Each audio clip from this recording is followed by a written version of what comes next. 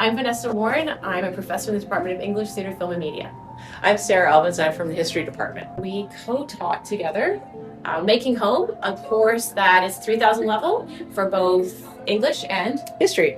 So interdisciplinary course, 40 students, half of them from history, half of them from English.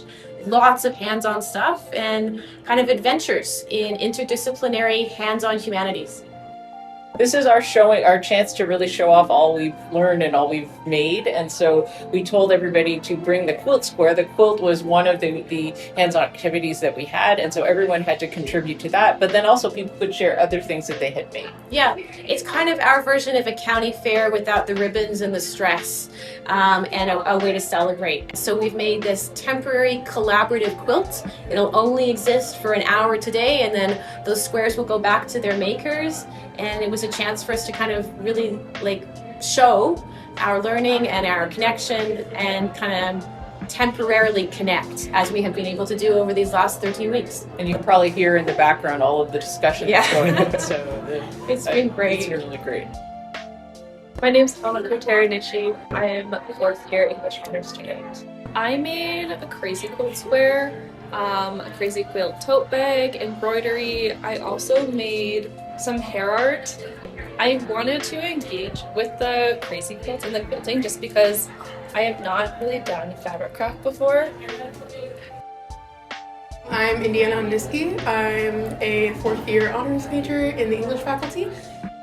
I made quite a few things. I made a cyanotype, which was something that we did, sort of a photography experiment that we did in my material seminar.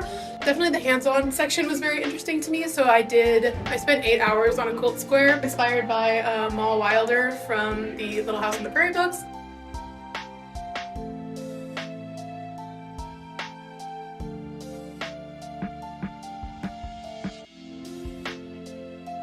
And I think we really built community in that class. I think the students interact differently when you're doing something hands-on, especially if it's challenging. You talk to your neighbor, you think about, oh, why can't I do this? And people help each other. And so it helps to break down barriers in the classroom a lot too. It was a big class, but I mean, there was definitely a lot of community building, I think, when we did hands-on work in the class. You couldn't really help but turn around and see if somebody else needed help. My name's Amy. So the things that I made, we worked with hair art, a lot of textile projects. We did quilting squares and cross stitch. The experience throughout this, it helped me slow down throughout, I think. It's the combination of a high expectation of, literary analysis and all that, but also taking time to work and make something that we can put our hands to and feel the experience as we, work with our writing and everything as well.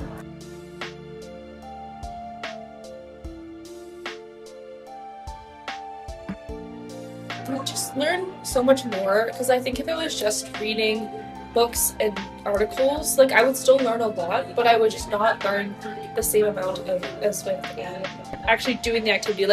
You don't learn about the physical strain of this labor unless you're doing this labor. So when I was quilting or when I was doing hair, my fingers hurt. My joints were so sore after doing rag rugging, and I would never have had that experience or learned about that if I didn't have hands-on activity.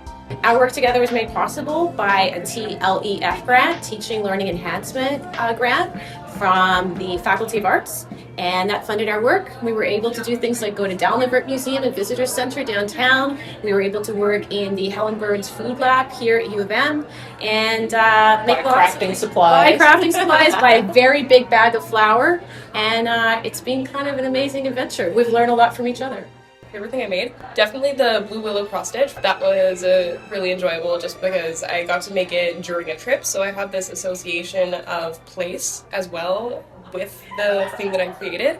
And everything that I made throughout the course, I have a deep association with what I was learning at the same time. So every time that I interact with these pieces, touch them, look at them, I'm thinking about the learning that we had along the way as well.